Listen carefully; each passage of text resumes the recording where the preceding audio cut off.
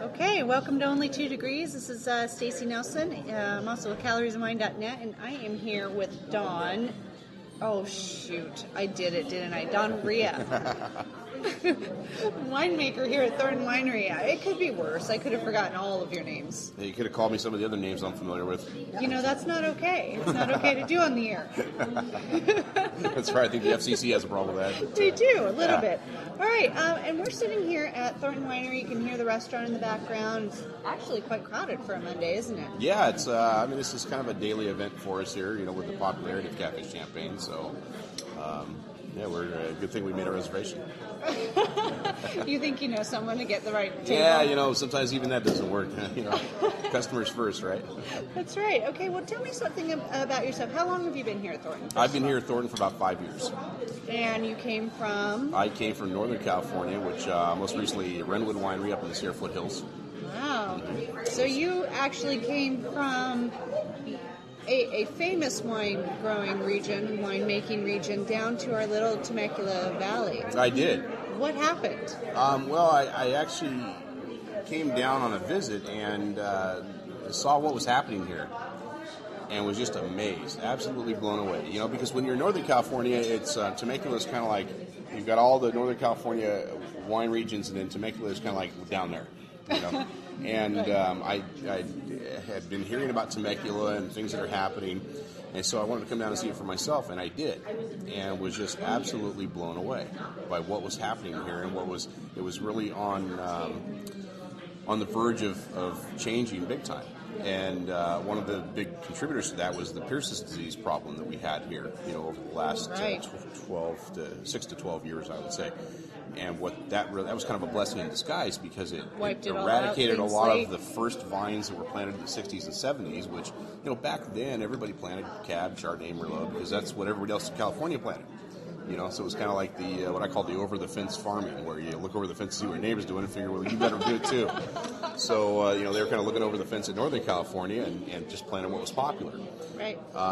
Without having the knowledge of what's really conducive to the area, the climate, soil types, and exposures and such. So now you fast forward 25, 30 years to Pierce's disease kind of wiping out some of the existing vines, and now we have all the technology and the knowledge and the viticultural experience to go, okay, well, this soil type and this exposure and this climate is better suited to this varietal. So let's plant this, and then on this rootstock and this clone and this trellising system with this irrigation system and this fertigation routine, and just so much different now. So it really forced a rethinking. Yes, it did. Of the wine culture here. And another, really viewing what really suited and matched this area. So when I came down here to see that, it was amazing to see that. And I thought, when I first went up to Amador County in the late 90s, I was kind of part of that. It was somewhat the same thing for me, where I saw the potential there and thought, wouldn't it be great to be a part of putting this place on the map? And so it was kind of seeing that for me down here and seeing the potential, seeing what could be done, knowing that, viticulture could take a step forward and the winemaking could take a step forward. And, it was exciting. It wasn't just something set that you go in and this is our program and this is what we grow. And no, it was kind of like I went in and I went, okay, let's throw all that out the window and let's start over. It's clean a palate for me, and let's start from scratch more or less. And so at 5 years, you're really beginning to see your thumbprint, so to speak. Are you happy with it? I'm very happy with it. And should we ask your boss? Yeah, hopefully the boss is happy with it too. But no, I'm really excited with it. Now because when you first go somewhere as a winemaker, it takes a few years to get through the existing inventories and work with vineyards and get things changed, and every little things from changing how they prune vineyards to getting the right equipment in that kind of suits your winemaking style. So all those changes have been slowly taking place, and so now it's kind of all coming to fruition, and I think it's you're definitely seeing the big difference. I mean, over the last 2 years in a row now, we've received an award for the best red wine in Temecula Valley. That's kind of our local competition. So right. I think that in and of itself is a great example of how things have changed here over the last 5 years for us. So when you look at what you're striving for, especially with the Temecula Valley quality wine, Alliance. I don't know why I always get stuck right there. I get stuck. It's a tongue right at twister. that We end. did that on purpose. To keep people away? Exactly. Just kidding. Or bring the right people in. That's Only right. the people that can say it consistently That's right. after You can say having it had a 3 couple times glasses fast, of you wine remember. are allowed in. So when you're going towards this alliance and when you're really thinking of quality wine, that's something that you're striving for with the new programs that you've been implementing over the last 5 years. Yes. Yes. Definitely. It really wasn't. It was more of a statement, wasn't it? Sorry. Yeah, I mean,